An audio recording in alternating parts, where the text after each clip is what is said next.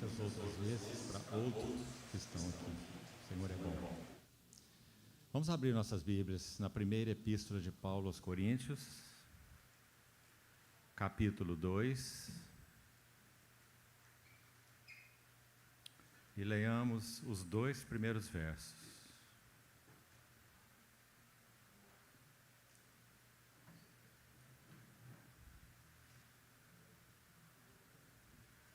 Primeiro aos Coríntios, capítulo 2.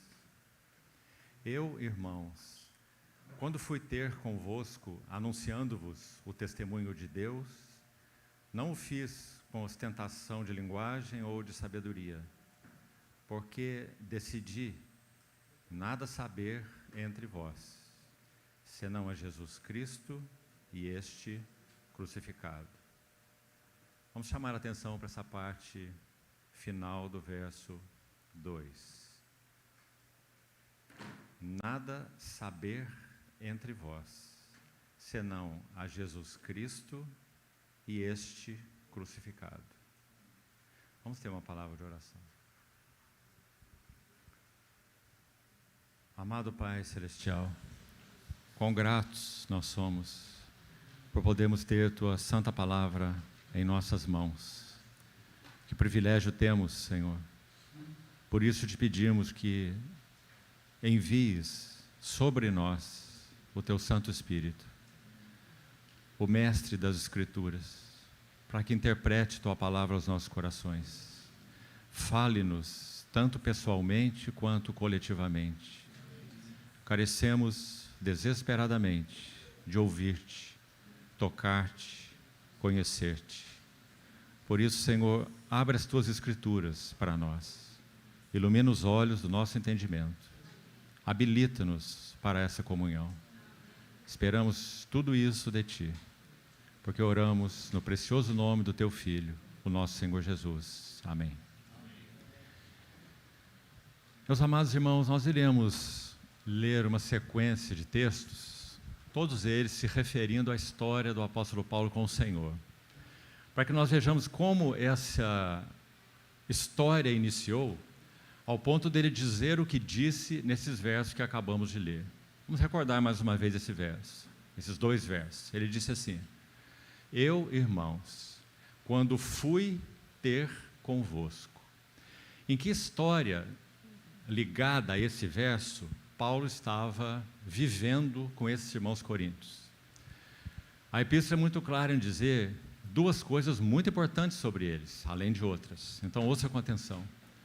No capítulo 1, verso 9, verso 7 a 9, Paulo vai dizer que essa assembleia em tudo foi enriquecida nele. Em tudo. Ele vai explicar o que é esse tudo. Ele diz: em toda palavra, em todo conhecimento, de maneira que não vos falte nenhum dom. Uma assembleia muito rica na palavra, rica no conhecimento, e nem mesmo lhes faltava dons espirituais. Por outro lado, veja o que ele diz no capítulo 3 dessa mesma epístola, como ele inicia: irmãos, não vos pude falar como a espirituais, mas sim como a carnais, como a crianças em Cristo. Leite vos dei a beber, não vos dei alimento sólido, porque não podíeis suportá-lo. E ainda não podeis suportá-lo, porque ainda sois carnais. Por que Paulo se identificou assim? Olha o próximo verso aí do capítulo 3. Porque havendo entre vós ciúmes e contendas, não é assim que sois carnais? Veja as perguntas dele. E não é assim que andais segundo os homens? Então, meus amados irmãos, quão impressionante é que, junto à palavra, conhecimento, dons espirituais, ou seja, riqueza espiritual, possa haver um outro companheiro que está aí ao lado disso, que Paulo chamou de carne. Então podemos dizer que a Assembleia dos Coríntios era rica em 2 coisas, basicamente. Elas eram ricas de palavra, conhecimento e dons, riqueza espiritual verdadeira. Paulo não disse que isso era espúrio, era falso, não é? Era uma imitação de uma obra espiritual, muito pelo contrário. em tudo enriquecidos nele. Mas, por outro lado, ele vai dizer que a carne anda ao lado do dom. E no trabalho transformador de Deus, ele não vai lidar com o dom é dele. O dom é tão puro quanto ele. Mas ele tem que tratar com a carne. Do contrário, todo o exercício do dom, ou do conhecimento, ou da palavra, ele é mestiço. Como uma água que passa por um cano enferrujado e carrega em si, esse cano, não apenas a doçura da água, o significado da água, mas carrega a ferrugem. Também, para usar uma outra figura, como aqueles bolos de aniversário, cobertos com aquela capa branca, doce, né? Chama atenção. Mas então, num determinado momento, uma mosca cai no bolo. E aquele bolo que estava sendo tão aguardado, delicioso, agora tem uma mosca no bolo. E o que se faz normalmente, é cortar um pedaço inteiro do bolo e jogar fora, por causa de uma mosca. Então, meus irmãos, creio que essas figuras nos ajudam a compreender o que é a obra espiritual, a obra de Deus. Quantas vezes, em vários níveis, estamos conversando, tendo comunhão, ouvindo uma palavra, lendo um livro, nesse caso não a Bíblia, que aqui está a pura palavra de Deus, de repente a mosca cai no bolo. Uma atenção é chamada para ela. Um desvio, falando espiritualmente, um desvio do foco, que Paulo mencionou nesses versículos que acabamos de ler. 1 Coríntios 2, 1 e 2. Eu decidi nada saber entre vós, porque vocês já sabem muito, vocês já têm muita palavra, vocês já têm muito conhecimento, e até mesmo não vos falta nenhum dom. Então, eu entendo claramente que o que vocês precisam, palavras dele, está aí no nosso livro de Coríntios, não é? Eu decidi que, nesse contexto que já citamos, a riqueza espiritual e mais, junto com ela, a carnalidade, eu decidi no meu espírito, eu estou convicto, nada saber entre vós, senão Jesus Cristo e este crucificado. Agora, olha essa frase, Jesus Cristo, a glória, a beleza, as virtudes, as perfeições da pessoa dele, que é o único foco adequado para prosseguirmos na jornada cristã. Não há outro foco, ou há. E na sequência ele diz, e este crucificado. Então nessa linda expressão nós temos duas coisas, a glória da pessoa e a glória da obra do nosso Senhor Jesus. Em outras palavras, nós temos Cristo e a cruz, Cristo e a cruz, Jesus Cristo e este crucificado. Meus amados irmãos e irmãs, nós nunca,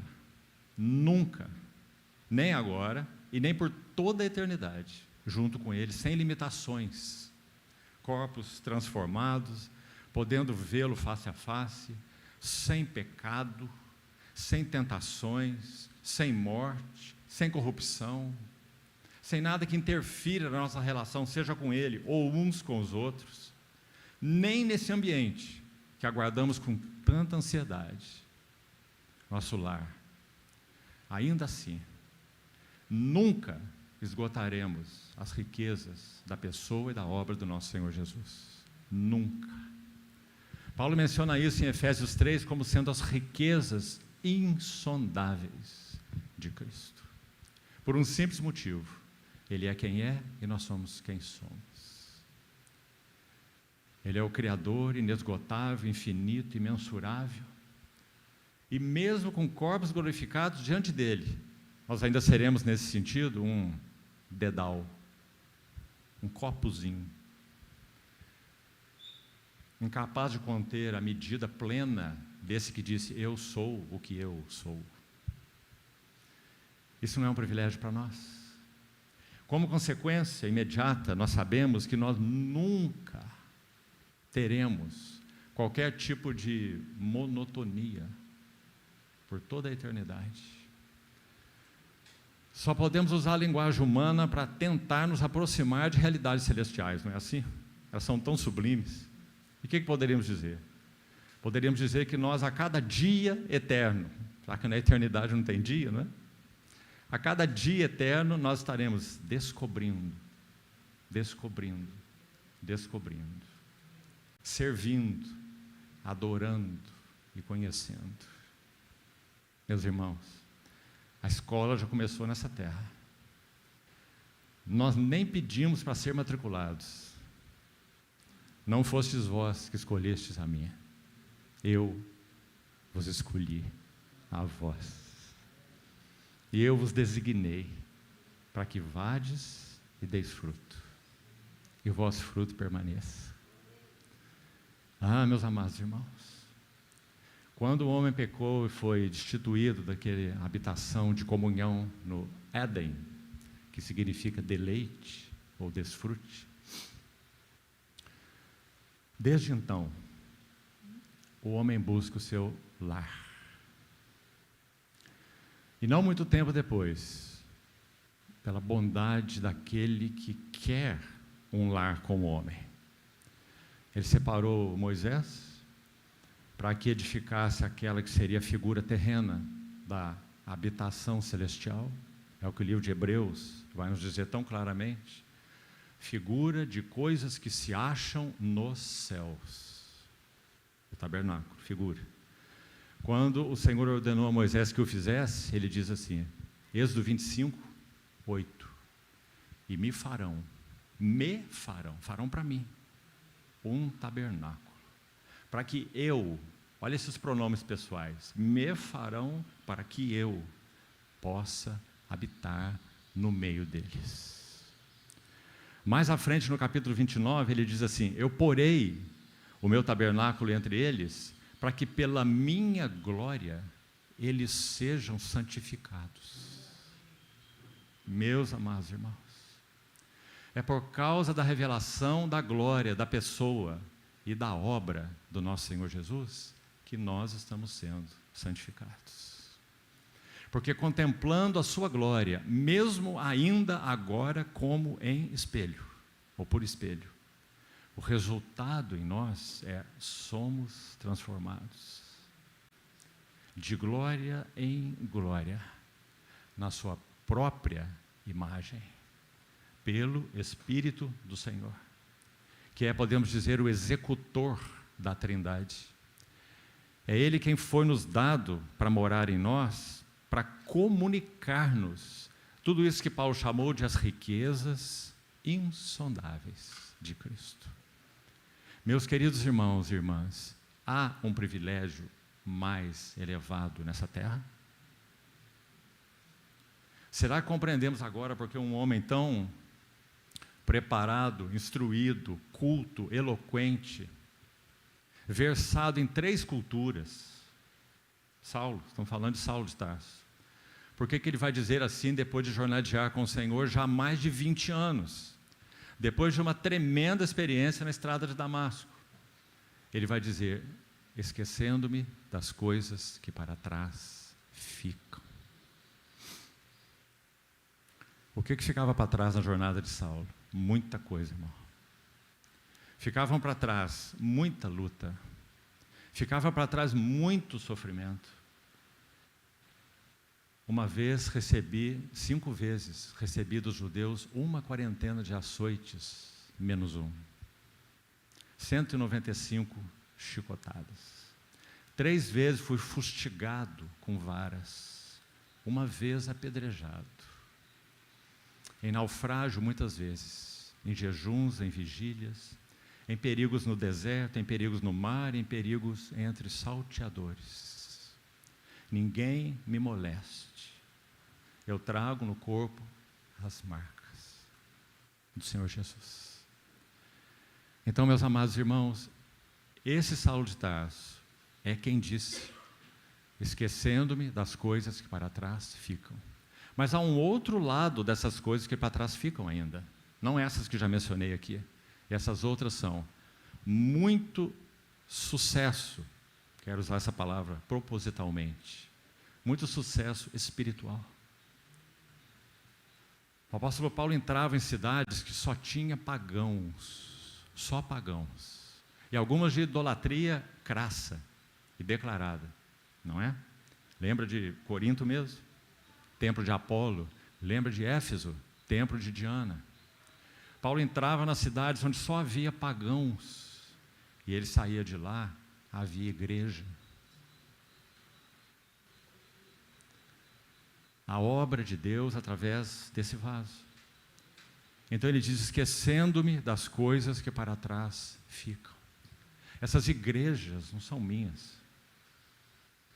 Quando ele se despede de Éfeso, dos presbíteros de Éfeso, conversando com eles em Mileto, Atos capítulo 20, ele diz: vocês nunca mais verão o meu rosto.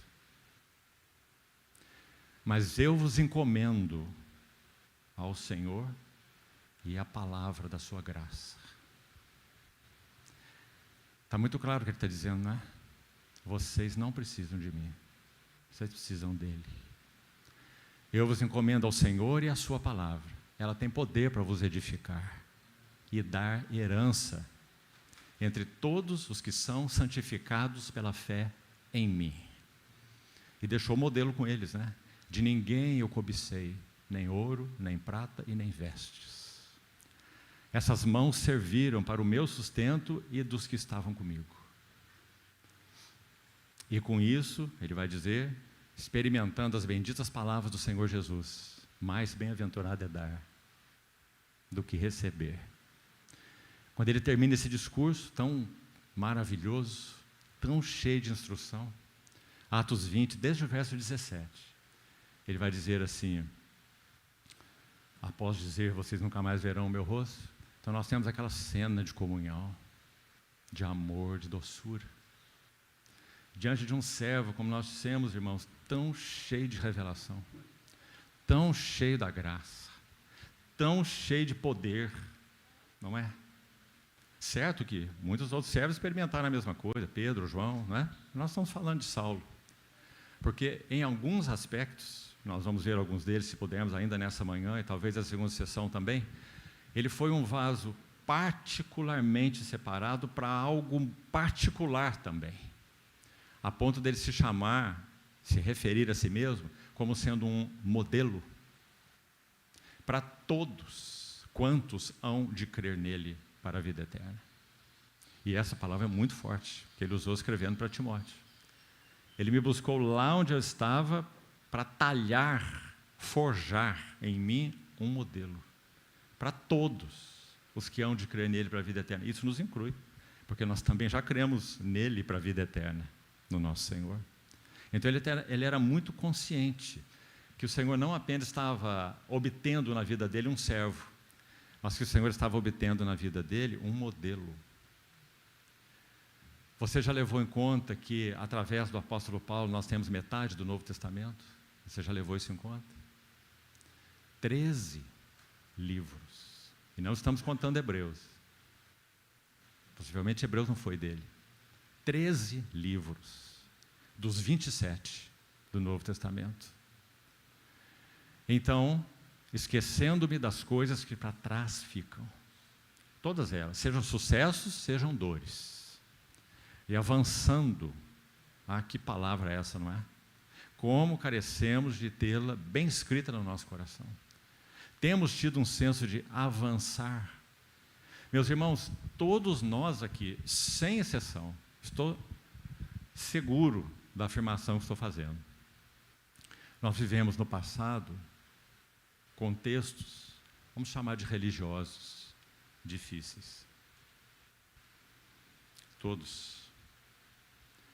É certo que nós temos que ser capazes de, ao dar o banho no bebê, não jogarmos pela janela a água suja e o bebê junto, né? Mas jogarmos só a água suja e deixarmos o bebê na toalha, bem acolhido. Então aquilo que de alguma maneira teve real valor espiritual na nossa jornada, nós devemos guardar, devemos apreciar, devemos manter dentro de nós, porque se foi do Senhor, está aí constituído em nós. Mas sem dúvida há muita coisa. E não é só quando olhamos para o passado, não. muitas vezes é para o presente também, em que necessitamos ser desentulhados. Você se lembra que a história de Isaac, narrada em Gênesis 26, disse dele que ele cavou e desentulhou os poços que seu pai Abraão havia cavado. E quem os entulhou foram os filisteus, que na tipologia bíblica, muito interessante, é uma figura do eu. Cada inimigo daqueles, midianitas, por exemplo, no tempo de Gideão, era uma figura da carne. Cada um daqueles inimigos representa uma figura em termos de batalha espiritual. Por isso aquele livro de Juízes é tão importante na Bíblia. O filisteu representa o eu. Então, o que entulhou os poços que o seu pai Abraão havia cavado foram os filisteus. Tudo de nós que tenha o eu como fonte é entulho para o fluir das águas vivas. E nós precisamos perguntar para o Senhor quais são esses entulhos. Entulho do eu. Então, esquecendo as coisas que para trás ficam, avanço para as que diante de mim estão. Bem, quando ele diz avanço para as que diante de mim estão, quais seriam essas coisas? Esse texto que estamos citando é Filipenses 3, não é? Você deve saber. Como que ele resume essas coisas? Escute o que ele diz. Eu prossigo para o alvo. Primeiro ele disse, as coisas que para trás ficam eu deixo, avanço para as que, então as coisas que diante de mim estão, mas ele resumiu todas essas coisas em uma coisa. Aliás, ele diz isso nesse texto, né? Uma coisa eu faço, uma coisa. Esquecendo-me, prossigo, agora ele vai singularizar. O alvo, não um alvo entre outros, para o alvo da soberana vocação. Aquele termo para soberana vocação é interessante, fala de uma vocação ascensional, ascendente, como se fosse helicoidal. O trabalho de Deus em nós é como o trabalho do redemoinho transformador de Jó. Depois de tudo que o Senhor fez na vida dele, o Senhor falou com ele através de um redemoinho. Um redemoinho, você sabe, ele transporta o que está na terra para alturas, né? Foi o resultado do trabalho transformador de Deus na vida de Jó. Então, ascensional vocação de Deus em Cristo Jesus. Nos versos anteriores ele já havia dito assim, para o, de novo, singularizado, para o conhecer. Ora, meus irmãos, Paulo já estava andando com o Senhor, como falamos, há mais de 20 anos. E qual é o supremo anelo do seu coração? Não era a obra de Deus, não era mais igrejas, certo? Está escrito em Filipenses 3, desde o verso 8. Por causa da sublimidade, falta a palavra, né? Falta no grego, falta no português, falta em qualquer língua, para expressar o que é conhecer o nosso Senhor progressivamente. Então ele diz, pela sublimidade do conhecimento de Cristo Jesus, o meu Senhor, eu perdi todas as coisas. E as considero um refúgio para ganhar a Cristo e ser achado nele. Para o conhecer, olha isso, e o poder da sua ressurreição, e a comunhão dos seus sofrimentos, conformando-me com ele na sua morte, porque sem isso, não podemos prosseguir com o Senhor. Sem isso, não podemos servir ao Senhor. Comunhão com seus sofrimentos, para então alcançar a ressurreição dentre os mortos. E ele, irmãos, em toda a sua singeleza e autoconhecimento à luz de Deus, ele vai dizer, não julgo havê-lo alcançado e nem obtido a perfeição. Então ele vai dizer, mas uma coisa eu faço.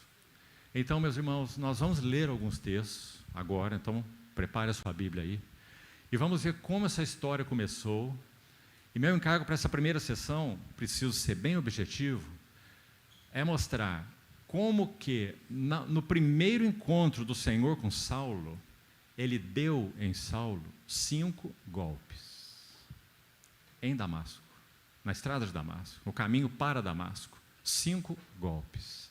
Agora, antes de lermos os textos, ouça bem, os 5 golpes foram golpes na soberba de Saulo de Tarso. Guarde esse termo, soberba. Porque, irmãos, eu e soberba são um casal inseparável. Quanto mais, até mesmo nós avançarmos no Senhor, presta atenção, avançarmos mesmo. Olha os Coríntios que nós citamos, em tudo enriquecidos nele, toda palavra, todo conhecimento, não vos falta nenhum dom, né? Na medida em que avançamos no Senhor, tem um companheiro que vai ao lado, ou uma companheira. Ela vai dizendo assim, viu? Olha como você está, abençoando outros. Olha como o Senhor tem usado a sua vida, para a edificação da igreja. Olhe para você. Olha o que você era, olha o que você é. Sempre a soberba estará andando lado a lado, buscando fazer com que voltemos nossos olhos para o lugar errado. Para nós mesmos. Sempre, irmão, sempre. Vamos ter oportunidade de avançar com isso um pouco mais na próxima sessão também, ainda hoje de manhã. O que você acha que Paulo quis dizer quando ele disse assim, 2 Coríntios 12, por causa da grandeza das revelações, foi-me posto uma estaca, não é um espinho, uma estaca, como essa que usa para armar tendas, certo? Essa é a palavra na língua original. Foi-me posto uma estaca na carne, mensageiro de Satanás, para me esbofetear, a fim de que eu não me exalte. Então, vamos deixar mais para frente para vermos o que foi que ele aprendeu com essa estaca na carne. O que foi que ele experimentou, o que foi que ele viu e aprendeu. Então, quando ele foi encontrado pelo Senhor naquela jornada, você sabe o que ele foi fazer lá? O que ele ia fazer lá em Damasco? Ali mesmo, com aquela magnífica visão do Cristo glorificado, nós vamos ver como que ele descreve isso. É muito importante. Por isso nós vamos ler 3 textos em Atos, talvez mais 2 ou 3 nas suas epístolas, que vão nos mostrar uma sequência do que ocorreu ali. E o cerne de tudo isso, irmão, se você esquecer tudo que foi dito nessa manhã, guarde o que já foi dito até aqui. Golpes na soberba do eu. 5 golpes, ali mesmo. E eles são claramente escritos no livro de Atos. E vamos buscar, então, particularizá-los. Vamos, então, para o livro de Atos e vamos ler alguns relatos primeiro. Vamos ler os relatos todos. E, gastando um tempo com isso, então, iremos compartilhar alguma coisa sobre eles.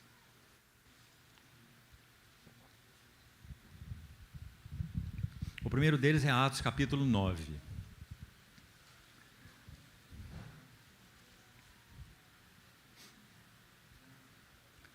Nós vamos ler nesse momento os textos todos sem comentários. Então preste bem atenção na sua Bíblia, por favor. Cada passo. Atos capítulo 9, versículo 1. Saulo, respirando ainda ameaças e morte contra os discípulos do Senhor, dirigiu-se ao sumo sacerdote e lhe pediu cartas para as sinagogas de Damasco, a fim de que... Desculpe, vou precisar chegar para cá um pouco, a luz aqui está bem fraca para a leitura. Mudar para cá um pouco, pegar mais luz aqui. E lhe pediu cartas para as sinagogas de Damasco, a fim de que, caso achasse alguns que eram do caminho, assim homens como mulheres, os levasse presos para Jerusalém. Seguindo ele estrada fora, ao aproximar-se de Damasco, subitamente uma luz do céu brilhou ao seu redor. E caindo por terra, ouviu uma voz que lhe dizia: Saulo, Saulo, por que me persegues? Ele perguntou: quem és tu, Senhor? E a resposta foi: eu sou Jesus, a quem tu persegues. Mas levanta-te e entra na cidade, onde te dirão o que te convém fazer. Os seus companheiros de viagem pararam emudecidos, ouvindo a voz, não vendo, contudo, ninguém. Então se levantou Saulo da terra, e abrindo os olhos, nada podia ver. e, guiando-o pela mão, levaram-no para Damasco. Esteve 3 dias sem ver, durante os quais nada comeu nem bebeu. Ora, havia em Damasco um discípulo chamado Ananias. Disse-lhe o Senhor numa visão: Ananias. Ao que respondeu: Eis-me aqui, Senhor. Então o Senhor lhe ordenou: Dispõe-te e vai para a rua que se chama Direita, e na casa de Judas procura por Saulo, apelidado de Tarso, pois ele está orando. E viu entrar um homem chamado Ananias e impor-lhe as mãos para que recuperasse a vista. Ananias, porém, respondeu: Senhor, de muitos tenho ouvido a respeito desse homem. Quantos males tem feito aos teus santos em Jerusalém? E para aqui trouxe autorização dos principais sacerdotes para prender a todos os que invocam o teu nome. Mas o Senhor lhe disse: Vai, porque este é para mim um instrumento escolhido para levar o meu nome perante os gentios e reis, bem como perante os filhos de Israel. Pois eu lhe mostrarei quanto lhe importa sofrer pelo meu nome. Então Ananias foi, entrou na casa, impôs sobre ele as mãos, dizendo: Saulo, irmão, o Senhor me enviou, a saber, o próprio Jesus, que te apareceu no caminho por onde vinhas, para que recuperes a vista e fiques cheio do Espírito Santo. E imediatamente lhe caíram dos olhos como que umas escamas, e tornou a ver. A seguir, levantou-se e foi batizado. Vamos para mais um texto ainda. Esse é um relato de Lucas sobre a experiência de Paulo. Agora vamos ver em Atos mesmo, capítulo 22, as próprias palavras de Paulo registradas por Lucas sobre a sua experiência na estrada de Damasco. Versos 6. Vamos selecionar os versos 6 até o verso 10 para esse momento. Atos 22, verso 6.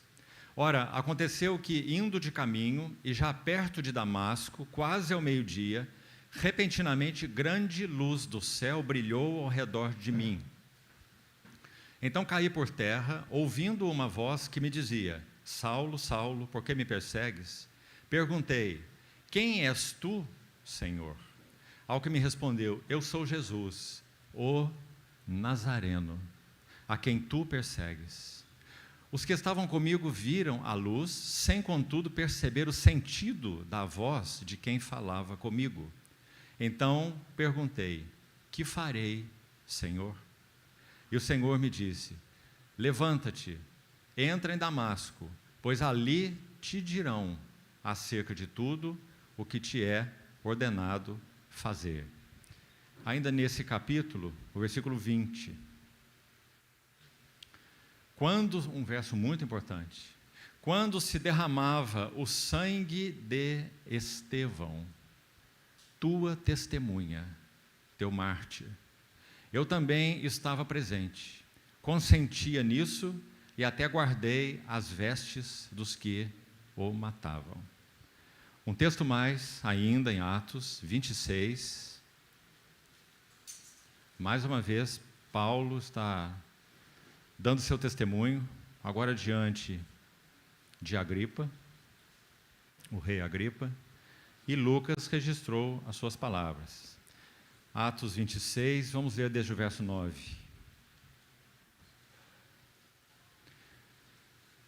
Na verdade, a mim me parecia que muitas coisas devia eu praticar contra o nome de Jesus, o Nazareno. E assim procedi em Jerusalém. Havendo eu recebido autorização dos principais sacerdotes, encerrei muitos dos santos nas prisões. E contra estes dava o meu voto, quando os matavam. Muitas vezes os castiguei por todas as sinagogas, obrigando-os até a blasfemar. E demasiadamente enfurecido contra eles, mesmo por cidades estranhas, eu os perseguia. Com estes intuitos parti para Damasco, levando a autorização dos principais sacerdotes e por eles comissionado. Ao meio-dia, ó rei, indo eu caminho fora, vi uma luz no céu, mais resplandecente que o sol, que brilhou ao redor de mim e dos que iam comigo. E caindo todos nós por terra, ouvi uma voz que me falava em língua hebraica: Saulo, Saulo, por que me persegues? Dura coisa é recalcitrares contra os aguilhões. Então eu perguntei: quem és tu, Senhor? Ao que o Senhor respondeu: eu sou Jesus, a quem tu persegues. Mas levanta-te e firma-te sobre os teus pés. Por isto te apareci, para te constituir ministro e testemunha, tanto das coisas em que me viste, como daquelas pelas quais te aparecerei ainda, livrando-te do povo e dos gentios, para os quais eu te envio, para lhes abrir os olhos e convertê-los das trevas para a luz, e da potestade de Satanás para Deus, a fim de que recebam eles remissão de pecados e herança entre todos os que são santificados pela fé em mim. Pelo que, ó rei Agripa, eu não fui desobediente à visão celestial. Mais 2 textos pequenos e concluímos nossa leitura. 1 Coríntios capítulo 15.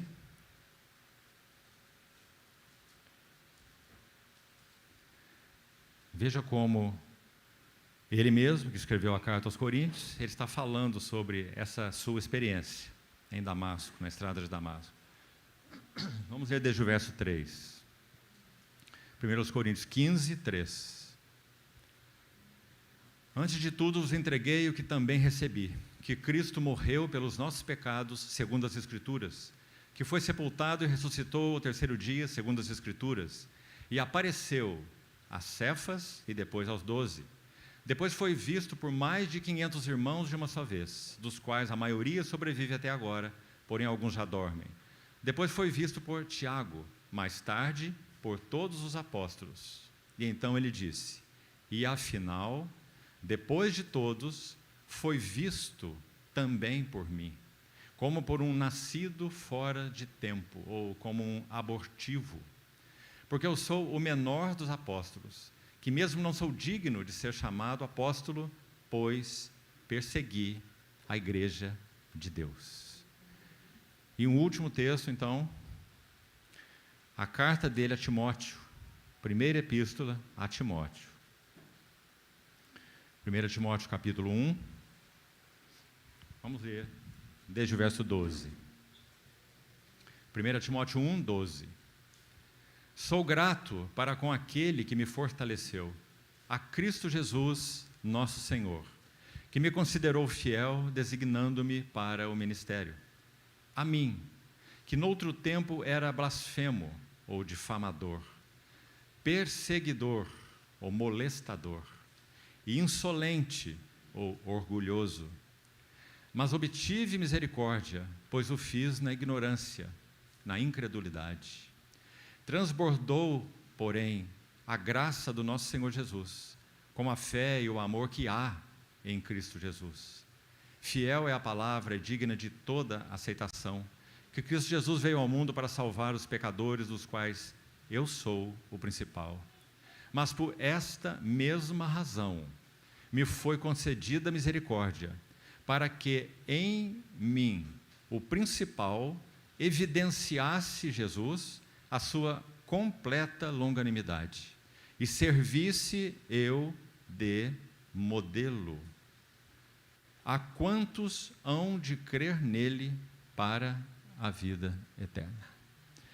Então, esses textos preciosos resumem, a maioria deles, com exceção de Atos 9, que é Lucas narrando, todos os outros são palavras do próprio Paulo, sobre a experiência que ele teve em Damasco. Agora, objetivamente, então, para que você possa levar para casa, para o seu quarto secreto, não deixar anotação só no teu caderno, e possa meditar, orar, se abrir diante do Senhor, para que o Senhor traga para você também a realidade desses golpes. O quanto já conhecemos, já experimentamos em nossas próprias vidas e jornada com o Senhor, o significado desses golpes. Porque sem isso, meus amados irmãos, o tema maior que demos para esse encontro, solicitado pelos irmãos, foi o seguinte: o caminho, ou fundamentos, alguns fundamentos, da recuperação do testemunho do Senhor. Alguns fundamentos da recuperação do testemunho do Senhor. Não é isso que todos precisamos? Nosso coração não é para o Senhor, sua pessoa e sua gloriosa obra. Nós não sabemos que o Senhor tem um testemunho na terra, tem uma casa na terra. Um servo do Senhor escreve obras muito preciosas, ainda estão apenas em inglês, chamado C.A. Coates. Ele tem uma obra linda chamada The House of God, e nessa obra ele diz assim: se Deus tem uma casa aqui na terra, este deveria ser um real centro de interesse para todo homem de fé. Ele não está dizendo que a casa de Deus é o centro de nossa visão. Não foi esse termo que ele usou, né? Ele está dizendo que se Deus tem uma casa na terra, então esse é um centro de interesse para todo homem de fé. Por quê? Não é por causa da casa em si, é porque Deus tem uma casa na terra. Porque Ele determinou ter uma casa na terra. Então, quais são as características de sua casa? Qual é a natureza de sua casa? Como vive a sua casa? Como são os relacionamentos da sua casa? Mas, irmãos, já vou seguir com os golpes aqui rapidamente, mas ainda escute isso com atenção. A única visão da igreja que nós temos é a visão de Jesus. Você ouviu bem, irmão? A igreja não tem outra visão que possa sustentá-la, edificá-la, alimentá-la, fazer com que ela cresça, avance, seja útil nas mãos do Senhor, que não seja a visão de Jesus. Agora eu vou colocar outra coisa bastante importante e delicada aqui para você pensar. A visão de Jesus é objetiva, certo? Ele é quem é, nós somos quem somos, os redimidos dele, e é pelo Espírito Santo que a face de Jesus, as glórias, belezas, virtudes, perfeições, vão sendo descortinadas a nós. Não é assim? Então isso é o que nós chamamos de visão objetiva. Ele é Ele, nós somos nós, embora vivamos uma vida de união com Ele. Mas Ele não somos nós e nem nós somos Ele. Não é? Não vamos confundir as coisas. Ele permanece assentado à destra da majestade nas alturas, um homem nos céus em glória. Não é? Então a visão de Cristo, ela é objetiva. O Espírito Santo revela Cristo a nós. Agora, presta atenção. Se queremos usar essa expressão, visão da igreja, a visão da igreja é subjetiva. O que significa isso? Significa que a cada passo nós vamos experimentando, e ouça bem, na nossa jornada, no nosso relacionamento de comunhão, o que chamamos de vida da igreja, é aí que nós estamos, nós vamos experimentando o quê? Subjetivamente, as verdades que estão ligadas à vida cristã. Relacionamento. Rogo-vos, pois eu, prisioneiro no Senhor, que andeis de modo digno da vocação a que foste chamados. Como? Toda humildade, mansidão, longanimidade, suportando, sendo suporte uns aos outros, em amor, preservando a unidade do Espírito no vínculo da paz. Isso não é subjetivo, irmãos? Isso não é experiência? Não é? Os irmãos estão compreendendo? Então não há algo objetivo, preste atenção, por favor, não feche a sua mente aí. Não há algo objetivo que nós chamamos de visão da igreja, que possa estabelecer determinadas práticas assim ou assim, para que então essa realidade da igreja possa ser trazida por causa dessas práticas que foram estigmatizadas. Porque essa então é a visão da igreja. Onde está isso na Bíblia, irmão? A experiência que a igreja tem, repetindo, das verdades relacionadas à vida cristã, vida com o Senhor, vida uns com os outros, relacionamentos. As epístolas estão cheias disso, é só você ler. Não mais andeis como andam os gentios. Andai em amor, andei de modo digno da vocação. Tudo isso é experiência cristã, é a experiência da vida da igreja, certo? Então, guarde isso, irmão. Que problema, quando algo que é chamado visão do corpo, é então padronizado, de tal forma que se isso não for de alguma forma respeitado ou vivido, então nós estamos fora da experiência da igreja. Onde que isso está na Bíblia, irmão? Onde que isso está nos ensinos do Novo Testamento? Repetindo, a única visão que a igreja tem é a visão de Jesus. Você se lembra do Monte da Transfiguração? Ah, tem a lei lá, não tem? Tem os mandamentos, tem as regras, é assim, é isso, não é aquilo, façam isso, não façam aquilo, não é? Tem profetas também. Elias está lá, não está? Mas o que aconteceu? Pedro ficou muito empolgado, porque o nosso coração é assim. Como que eu tenho que fazer, como que eu tenho que andar, para que então eu tenha realidade? Me dá a forma, para que a forma me traga a realidade. Nunca um molde irá nos trazer realidade. É o contrário. É a realidade que vai nos ensinar, nos ajudar, nos equipar para andarmos assim ou assim, conforme o Novo Testamento ensina. Porque é Cristo em vós, esperança da glória. Então, irmãos, que coisa delicada isso, irmão. Uma pequena inversão, fazendo todo um estrago. Eu quero dizer honestamente, porque eu estou falando em primeiro lugar na presença do Senhor, não é na presença dos irmãos, certo? Então me escutem de novo isso aí, não feche a sua mente. Também fui criado em um contexto religioso. Então o que eu estou dizendo aqui vale para todos eles. Todos, sejam eles quais forem. Todos os contextos religiosos. Usando essa palavra religião especificamente aí no mau sentido, já que Tiago a usa no bom sentido. Lembra? A religião pura e sem mácula é essa. Lembra de Tiago falando? Não acho que a epístola de Tiago é epístola de palha, não, viu? Porque ela não é. Alguns é que não a entenderam. Então, mas eu estou falando do lado perverso da religião do homem. Todos os contextos têm os seus moldes. Adapte-se a este molde e você será o melhor cristão. Porque é assim que se vive a vida cristã. É assim que se vive a vida da igreja. Então, repetindo, a visão de Cristo é objetiva. E maravilhosamente revelada a nós, Cristo, pelo Espírito Santo. Ele veio para isso. Ele me glorificará. Não são palavras do nosso Senhor? Porque Ele irá receber tudo o que é meu. E vou-lo de anunciar. Que maravilhoso ministério. Aliás, sem esse ministério não haveria igreja, nem haveria vida da igreja, não haveria nada. Não é? Então, reforçando uma vez mais para seguirmos. O entendimento a respeito do corpo de Cristo é subjetivo. Eu já falei isso várias vezes, irmãos, mas vou repetir também aqui uma vez mais, porque é tão importante. No livro de Êxodo, há muitas coisas de ouro, muitas coisas de ouro. Ouro tipifica a glória de Deus, também a vida de Deus, também a natureza de Deus, aquilo que toca a Deus, ouro, certo? Mas há dois elementos de ouro em Êxodo que são muito significativos quando comparados. É o candeeiro de ouro. Candeeiro é uma figura do que mesmo? Cuidado, hein? Se você disser igreja, você já vai errar. Porque o candeeiro é uma figura de Cristo, em primeiro lugar. Ele é o candeeiro de ouro. Ele é aquele candeeiro que foi aceso por Deus e quando se colocava em contato com as pessoas, iluminava as pessoas. Iluminando o coração da mulher samaritana naquela jornada vazia dela. Iluminando o coração do jovem rico, dizendo, eu sei o que está dentro do seu coração. Vai, vende tudo que tens, dá aos pobres, depois vem e me segue. Tem um Deus dentro do seu coração.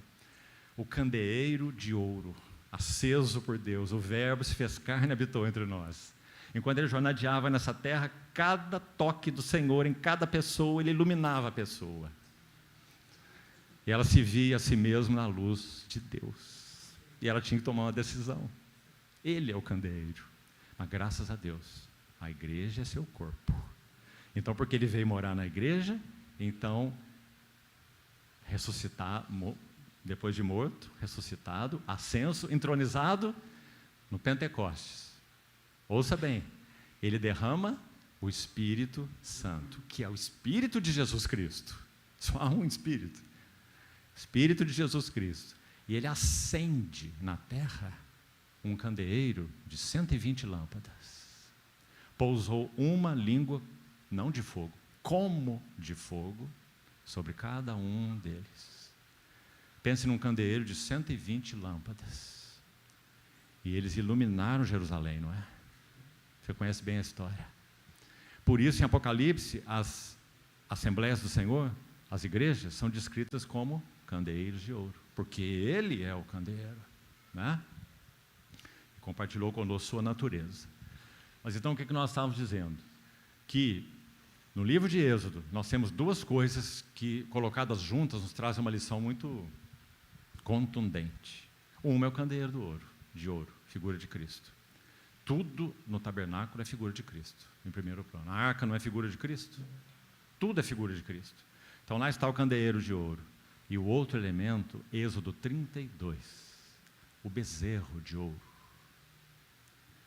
Irmão, pense sobre isso. O candeeiro de ouro é esculpido. E leia o texto para você ver, com golpes. Nós vamos falar dos golpes, né? Estamos tentando falar desde o começo.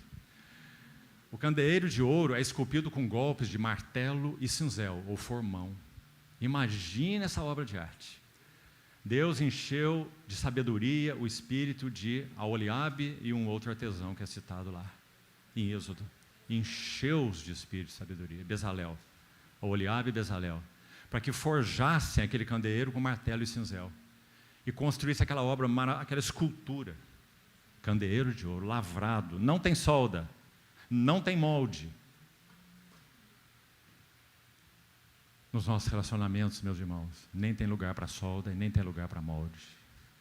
Nunca haverá realidade de testemunho do Senhor se o martelo e o cinzel não trabalharem. O que é o martelo e o cinzel trabalhando em nossas vidas? É o trabalho da cruz.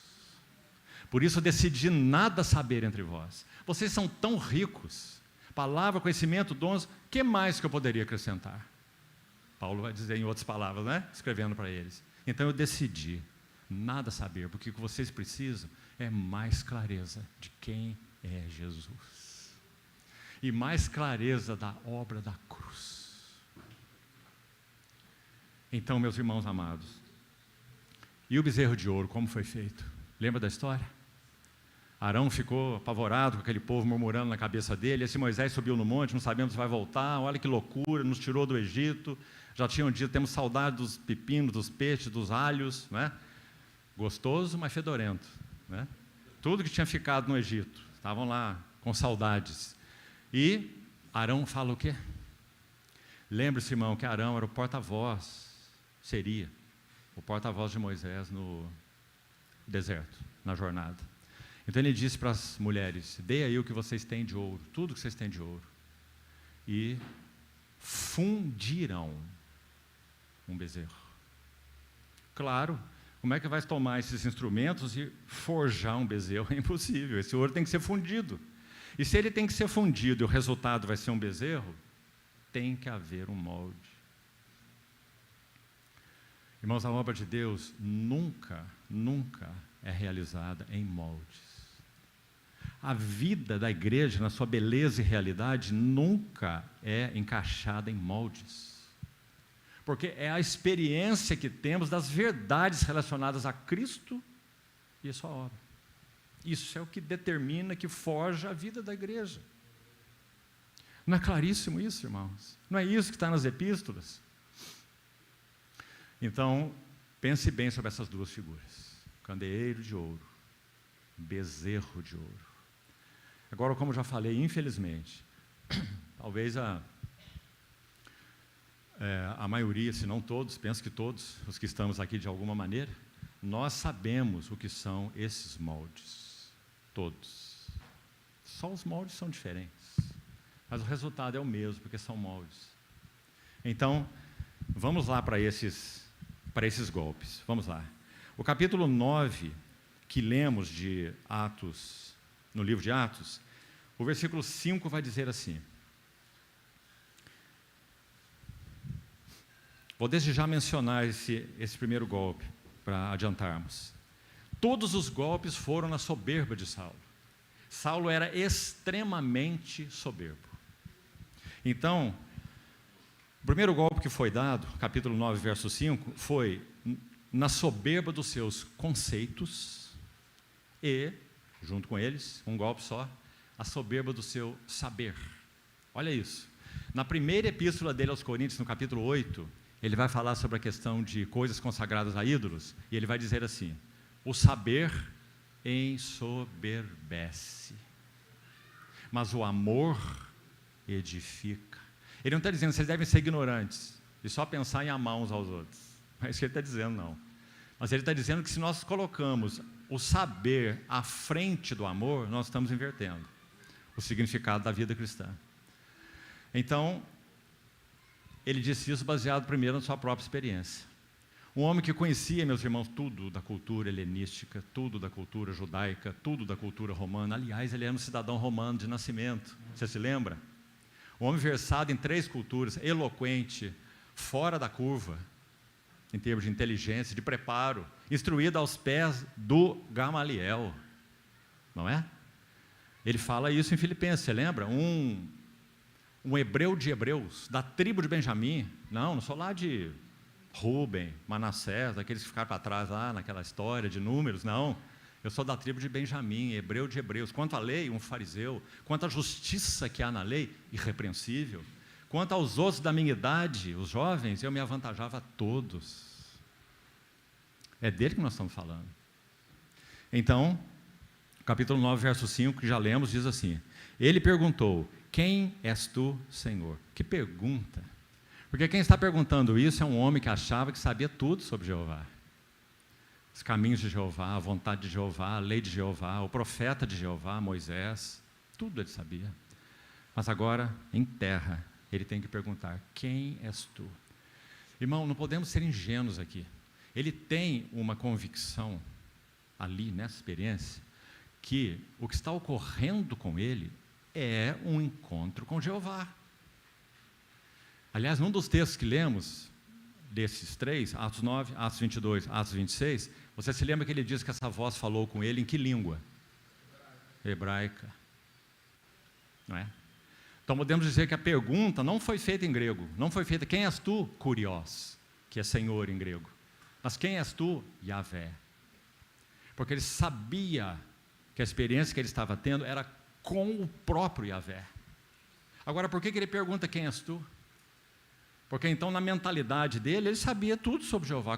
Eu estou perseguindo a igreja, esse povo do caminho, esses seguidores do Nazareno, porque esse homem, Jesus Nazareno, é um impostor. E essa seita é completamente contrária aos caminhos de Deus, por isso eu vou destruí-los. Não foi assim, irmão? Mas agora ele tem que perguntar: quem és tu, Jeová? Em outras palavras, eu não te conheço. Quem és tu, Jeová? E a resposta que ele ouve é ainda mais impressionante. A resposta não foi: eu sou o Deus de Abraão, Isaque e Jacó. E ele era, não é? Eu não sou, eu sou o que sou. Não foi o que ele respondeu ali. Ele respondeu: eu sou Jesus. Meus amados irmãos, que maravilha! Quem é Jesus? Yahvé, que se fez carne e habitou entre nós. Na lei, no Sinai, fogo no monte. Nem um animal podia se aproximar.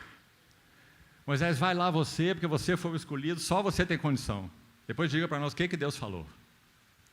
Mas agora, o Verbo se fez carne e pôs a sua tenda entre nós. Cheio de fogo, palpável, trovões e escuridão, como no Sinai? Não. Cheio de graça. Ah, que palavra doce, irmão. Cheio de graça e de verdade. A verdade em Deus não é repulsiva. Quando a verdade nos confronta, irmãos, e ilumina o que nós somos por dentro, ah, que vergonha. Mas, por outro lado, a verdade de Deus não é repulsiva. A verdade de Deus é atraente. Não é repelente. A verdade de Deus é atraente. Por quê? Porque ela é combinada com graça. É aquele que diz para nós: eu sei tudo sobre você. Eu que decidi entrar na tua história. Tirou-me de um poço de lama e perdição e colocou os meus pés sobre uma rocha e pôs nos meus lábios uma nova canção. Cheio de graça e de verdade. Então, Olha esse golpe. Quem és tu? Aquele que sabia tudo sobre Jeová e seus caminhos. Que golpe foi esse? Um golpe na soberba do saber. Um golpe na soberba, o mesmo golpe, dos conceitos. Falando a mesma coisa de outra maneira. Conceitos, irmãos. Todos nós somos cheios de conceitos. O que eu estou dizendo não é que nós temos que ter mente vazia, não. Isso é coisa das seitas, isso é loucura. Mas que nós temos que ter nossa mente cheia da verdade de Deus. A oração do nosso Senhor Jesus, o Santo dos Santos da Bíblia, João 17. Santifica-os na verdade. A tua palavra é a verdade. Que bênção, meus irmãos. Efésios 4. Não foi assim que aprendestes a Cristo, se é que de fato o tendes ouvido. Os efésios, pagãos, não eram judeus, não eram da aliança. E Paulo disse, vocês estão ouvindo Cristo. Estão ouvindo Cristo através do meu serviço. Não é? Efésios 4:20. Não foi assim que aprendestes Cristo, se é que de fato o tendes ouvido e nele fostes instruídos. Segundo, instruídos como? Segundo a verdade em Jesus. Efésios 4:20-24. No sentido de que, quanto ao trato passado, despojeis do velho homem, etc. Vos renoveis no espírito do vosso entendimento e vos revistais do novo homem. Então aí está Saulo experimentando esse primeiro golpe. Em outras palavras, Yahvé, na pessoa do Jesus glorificado, o Verbo encarnado, Jesus o Nazareno, ele está dizendo, Saulo, Saulo, eu te escolhi. Ele vai dizer isso escrevendo aos Gálatas, não é? Antes de eu nascer, aquele que me escolheu, me separou antes de eu nascer. Gálatas 1. E aprouve, foi do agrado dele, ele que quis, não fui eu. Aprouve a ele revelar o seu Filho, não para mim, mas em mim, para que eu o pregasse entre os gentios. Não consultei carne nem sangue, nem subi para Jerusalém para os que já eram apóstolos antes de mim. Então, meus amados irmãos, primeiro golpe na soberba dos conceitos, ou do saber. Cada um de nós, se queremos avançar com o Senhor, precisamos continuar recebendo esses golpes. Mais ainda, os que estão mais adiantados no Senhor, ou os irmãos mais velhos. Já sei, já tive experiência, já conheço. Para que o Senhor nos mantenha frescos, nos mantenha abertos diante dEle. Nós possamos receber dessa infinitude que é o nosso próprio Cristo. Mas, meus irmãos, antes de seguir para o segundo golpe, há um problema aqui. Nós somos tão carregados com esses conceitos, que para desarraigá-los é como uma cirurgia para remover uma lesão cancerosa maligna, aquela que enraiza. Não é um cisto que fica encapsulado. Cisto é muito fácil de remover. Já removi muitos cistos na minha vida. Agora, um câncer que é então arraigado, esse é tão complicado. Para você chegar até ele, para você remover todos os contornos. E tem que fazer o histopatológico para ver se não sobrou alguma coisa para o tecido vizinho.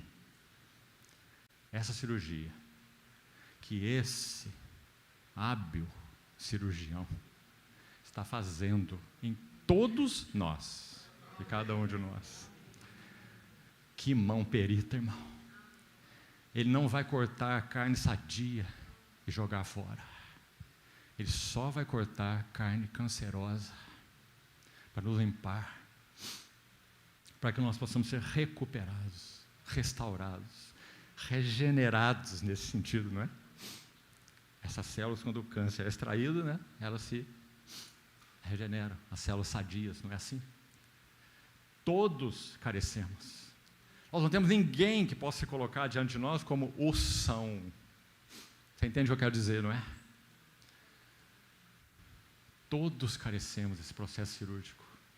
E o cirurgião está do nosso lado, dizendo, estende o seu membro, deixa eu fazer. Qual é o bisturi que ele usa? Duplo.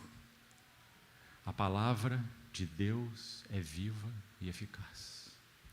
mais cortante que qualquer espada de dois gumes, e penetra até o ponto de dividir alma de espírito. Quanta coisa há em nós que tem como fonte a alma, não tem como fonte o espírito.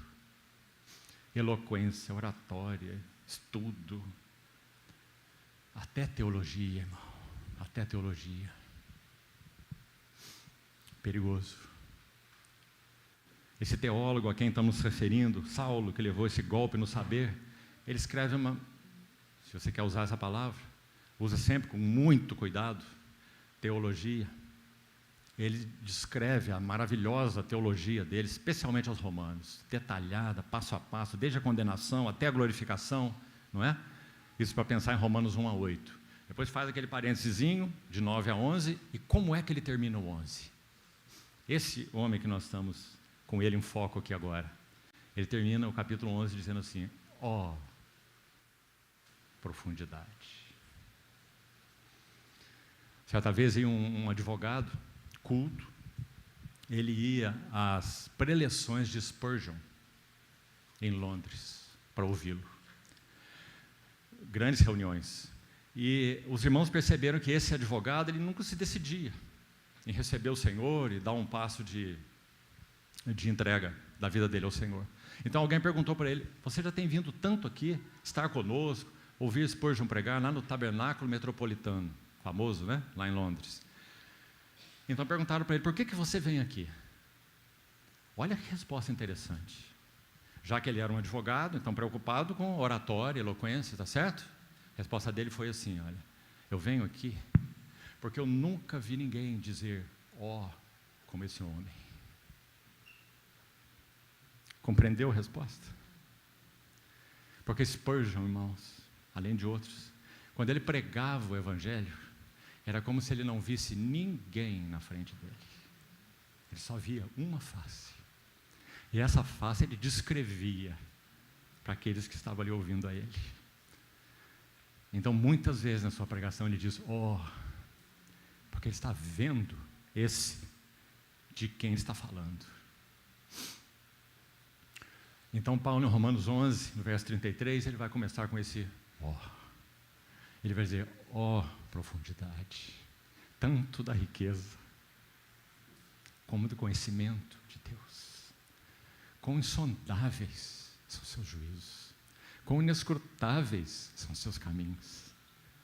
Ah, irmãos, nós falarmos isso, tudo certo, nosso entendimento é tão pequeno, mas Paulo falar isso, quem está falando isso é aquele que disse assim: eu fui arrebatado ao paraíso. Você foi? Eu também não.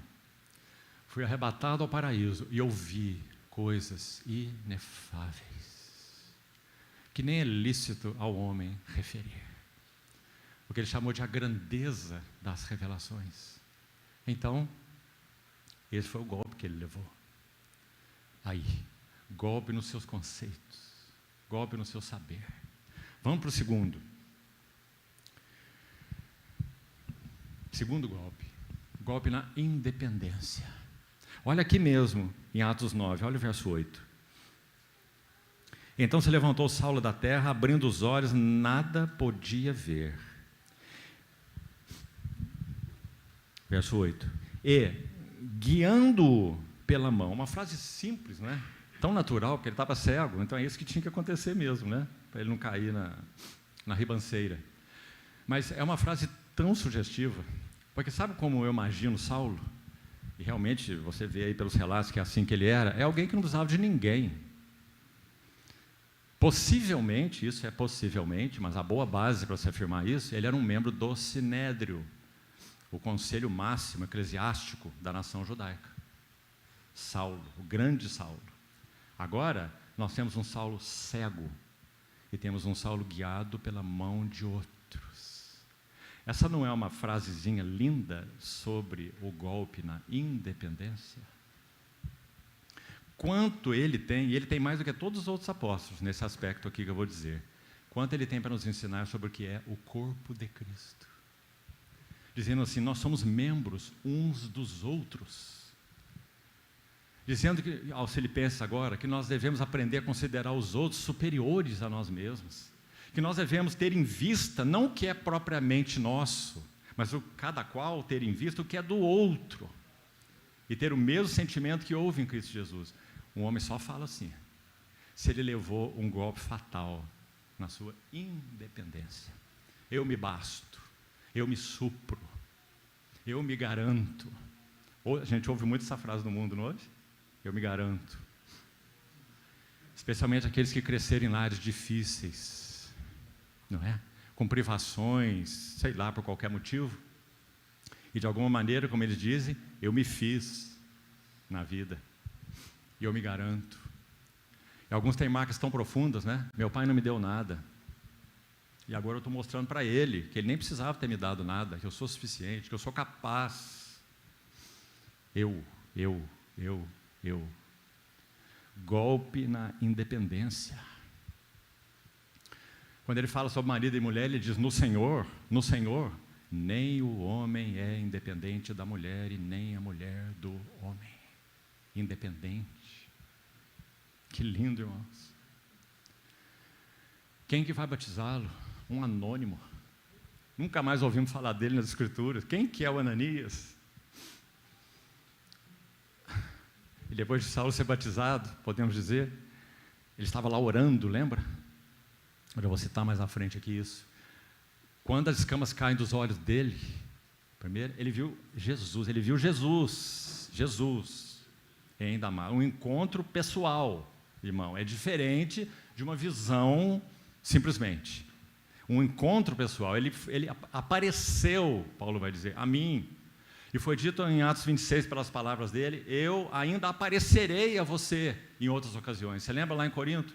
Ele estava vivendo aquela situação difícil lá, o Senhor apareceu de novo a ele para encorajá-lo.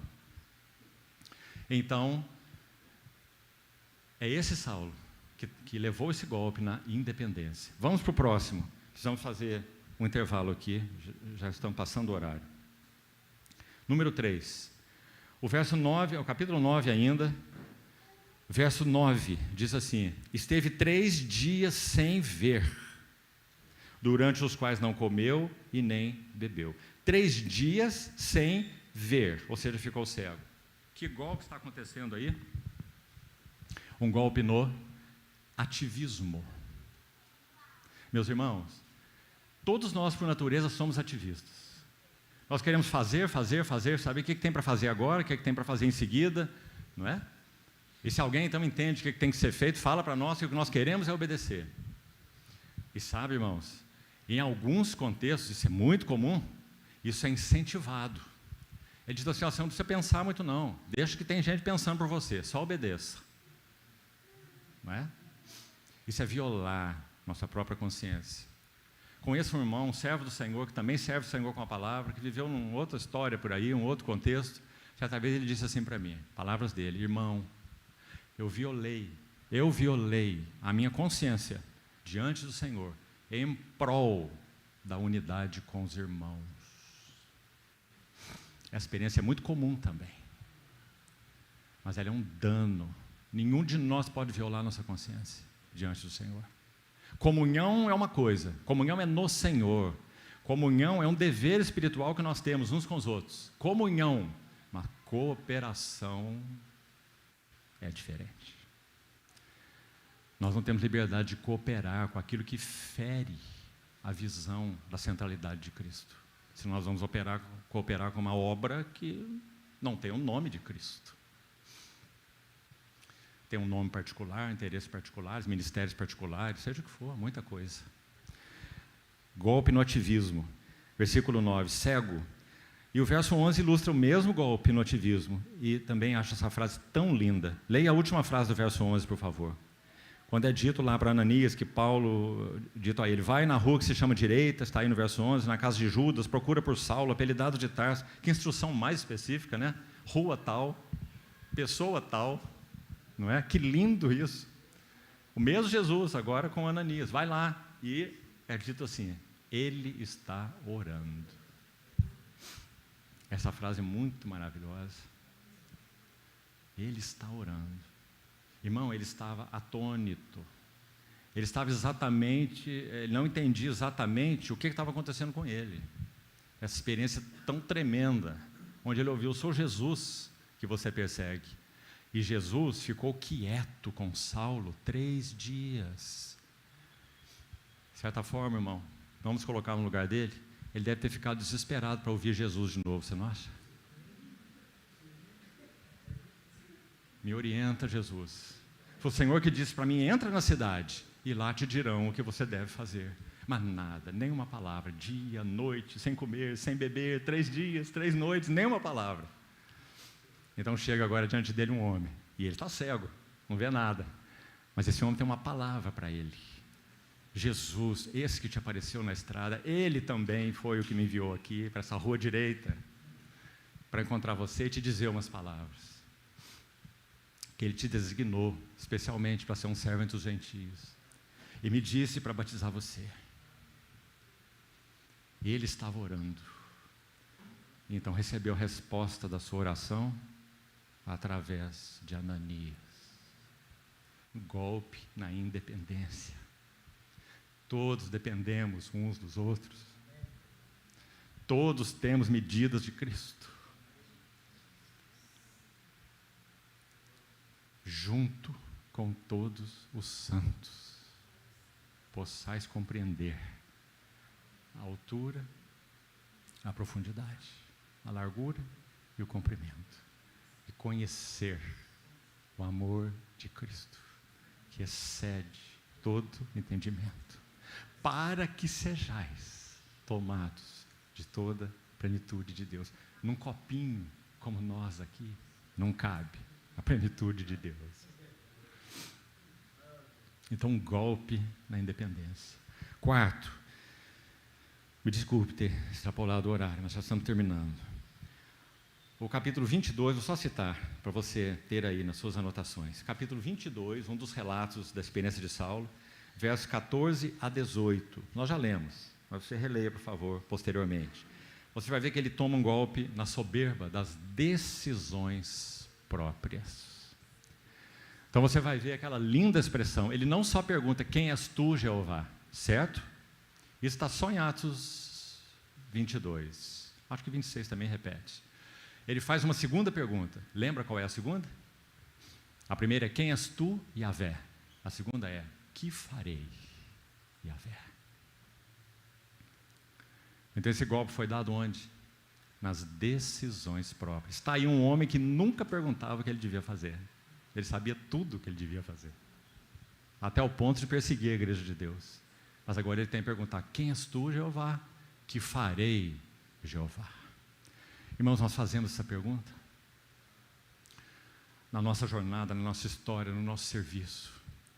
Lázaro morto, o amigo do Senhor, o lar amado, o irmão das duas tão queridas do Senhor. 4 dias até o Senhor ir para lá. Que farei, Senhor? Essa foi uma pergunta-chave na vida de Jesus. Ele sempre perguntou ao seu pai: que farei? Quando ele recebeu instrução para passar em Samaria, era necessário que ele fizesse isso, porque ele tinha que orar, ele tinha que conhecer a vontade de Deus, ele tinha que conhecer o tempo de Deus. E nós? Como que nós nos movemos? Vamos fazer essas perguntas para nós, irmão. Nos movemos por interesses, nos movemos por oportunidades, nos movemos pelo quê? E o quinto, para concluirmos. Aqui no capítulo 9, verso 17, diz assim: então Ananias foi, e entrando na casa, impôs sobre ele as mãos, dizendo: Saulo, irmão. Outra frase tão linda aí. Antes, Ananias tinha dito assim: esse homem é um lobo. Eu sei bem quem ele é. Ele veio para cá para nos exterminar. Lembra que Ananias disse isso? Agora, depois que as escamas caem dos olhos, né? Saulo vê Ananias, ele vai dizer: Saulo, irmão. Agora o lobo se tornou um cordeiro.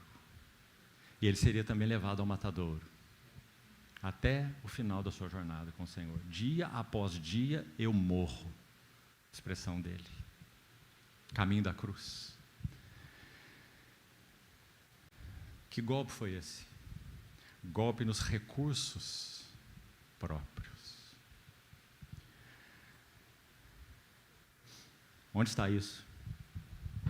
Verso 17. Recuperes a vista, final do verso 17, e fiques cheio do Espírito Santo. Vamos ler um texto para terminar sobre isso, ilustrando esse golpe nos recursos próprios. Abra, por favor, em 2 Coríntios, e já concluímos. 2 Coríntios, capítulo 3. Olha o que ele diz. 2 Coríntios 3. Começamos, porventura, verso 1, outra vez a recomendarmos a nós mesmos, ou temos necessidade de alguma carta de recomendação para vós, ou de vós?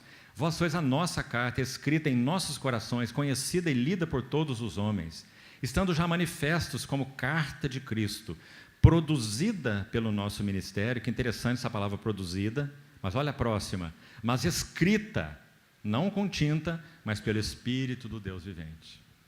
Presta atenção no produzida e escrita. Paulo entendia que ele era um servo, ele operava em nome do Senhor, ele estava muito consciente da sua carga espiritual, só que ele sabia que ninguém podia escrever essa carta, senão o Espírito Santo. Produzida pelo nosso ministério, mas escrita pelo Espírito Santo. Golpe nos recursos próprios. Ele compreendeu que todos os seus recursos estavam em Cristo pelo Espírito Santo.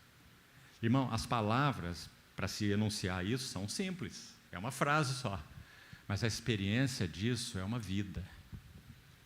Todos os nossos recursos, vamos repetir, estão em Cristo pelo Espírito Santo. Se não estivesse em Cristo, não teria recurso nenhum. Se não fosse o ministério do Espírito Santo, nada poderia ser feito, não pode ser feito na obra de Deus. O ministério do Espírito Santo não é assunto, como costumamos pensar, dos chamados, equivocadamente, de pentecostais. Todos somos pentecostais, todos somos fruto do Pentecostes, todos somos habitados pelo Espírito Santo e só podemos fazer algo que tenha valor para Deus se for pelo Espírito Santo. Então aí ele vai seguir assim: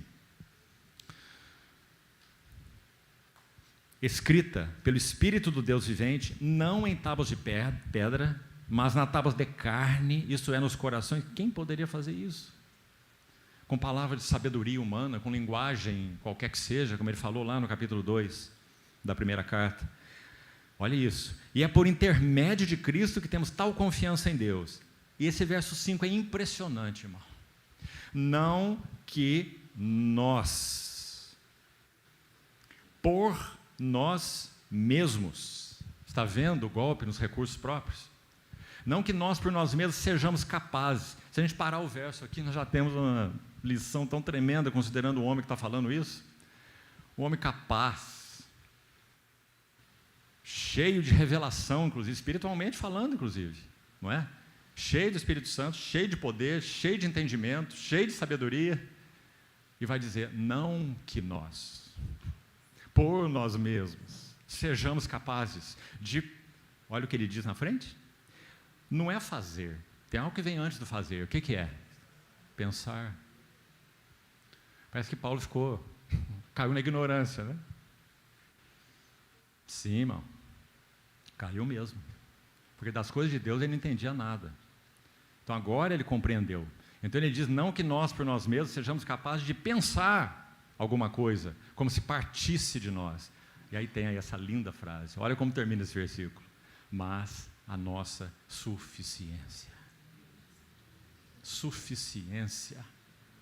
vem de Deus, que nos habilitou. Sem o ministério do Espírito Santo, eu sou manco, não faço nada, não alcanço nada, é infrutífero, é inútil.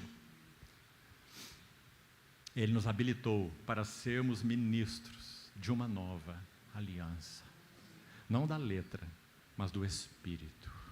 Porque a letra em si mesmo essa bendita e santa letra da palavra inspirada, se ela não for vitalizada, revelada pelo Espírito Santo, ela ainda continuará sendo a bendita letra, mas fora de nós. Compreendeu, irmão? Mas o ministério do Espírito Santo é escrever essa letra bendita aqui. Logos inspirado de Deus, né? Nas tábuas de carne do nosso coração. De maneira que, se dias ainda mais difíceis vierem, como já disse um missionário em terras pagãs, quando o ameaçaram de morte, o cercaram e disseram que ia matá-lo. Ele foi para esse lugar para pregar o evangelho. Ele olhou para as pessoas e disse assim: vocês não podem fazer nada comigo, apenas tirar a minha vida. Apenas tirar a minha vida. Mais nada vocês podem fazer. Vocês não podem tirar Cristo de mim. Vocês não podem tirar a palavra de mim. Vocês não podem tirar a alegria de mim. Vocês não podem tirar o privilégio que eu estou tendo se eu morrer por amor a Cristo. Vocês não podem tirar nada de mim. Só podem tirar a minha vida. E para os santos do Senhor, a morte física só tem um poder sobre nós. Ela ainda tem um poder sobre nós. Morte física. Ela tem o poder de nos transferir de uma esfera onde ela ainda exerce o seu domínio para uma outra esfera onde ela não tem domínio nenhum. Preciosa é aos olhos do Senhor a morte dos seus santos. Mas, irmãos, se esses golpes não forem crescentemente verdadeiros em nossas vidas, nós teremos muito problema em seguir o Senhor. Pela ausência de profundidade nesses golpes. Golpe no saber, golpe nos recursos, golpe na independência, golpe na sabedoria, nos conceitos. Não é? Então, vamos terminar aqui. O Senhor permitir, na próxima sessão, vamos falar um pouco sobre o que é que Paulo chamou de visão celestial. Qual o conteúdo dessa visão celestial? Ou desse eterno propósito de Deus? Talvez toquemos nisso na próxima sessão. Vamos esperar no Senhor, como que Ele nos conduz. Vamos orar, então, terminamos aqui. E vamos fazer um intervalo rápido, segundo foi comunicado, para podermos não alongar demais para o horário do almoço. Querido Pai Celestial, suplicamos uma vez mais Tua ajuda, Tua longanimidade, para que sigas trabalhando com o Teu bisturi nas nossas vidas necessitadas. Carecemos tanto, Senhor, da Tua mão singular, trabalhando em nossas vidas. Por isso entregamos ao Senhor o que foi compartilhado, te suplicando que o que é Teu permaneça em nós, o que não é Teu caia por terra. Te pedimos que o Senhor nos leve a considerar esses assuntos aos Teus pés e na luz da Tua presença. Obrigado, Senhor, por Tua bondade para conosco. Em nome de Jesus. Amém.